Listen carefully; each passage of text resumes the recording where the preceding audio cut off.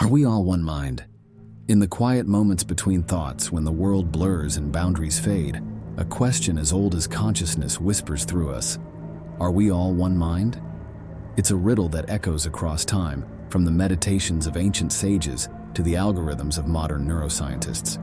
We are born into separate bodies, with private memories and inner monologues, yet our lives constantly intertwine.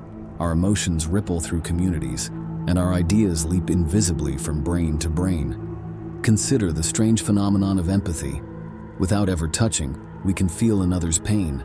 We wince at a stranger's injury, weep at fictional tragedies, laugh contagiously in a crowd. Our brains are wired for resonance. Mirror neurons firing in silent synchrony, minds tuning to the frequencies of others. It is as if, beneath the surface of individual thought, there is an ocean of shared experience, a current pulling us together. Language is another thread in this hidden tapestry. Words are not just tools, they are bridges. The stories we tell, the symbols we invent, become viral patterns, memes, that colonize minds by the billions. A single idea, born in one head, can ignite revolutions, heal wounds, or destroy civilizations. Through language, we are constantly uploading and downloading fragments of ourselves, merging into something greater than any one of us alone. Science, too, hints at the possibility of a deeper unity. The atoms in our bodies were forged in ancient stars, scattered and reassembled over eons. Our brains, the most complex structures we know, are built from the same cosmic dust as everything else. Quantum physics teases us with entanglements and non-locality, suggesting that separateness may be an illusion, a convenient fiction for navigating the world.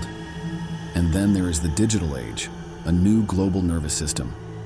Billions of us, connected by invisible threads of data, share thoughts at the speed of light.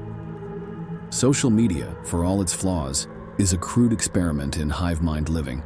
Algorithms shape our attention, viral trends pulse through our timelines, and collective consciousness emerges in real time, for better or worse.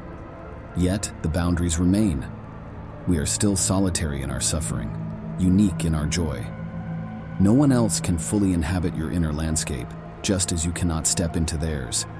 The paradox is that we are both many and one, a mosaic of minds, each reflecting and refracting the others.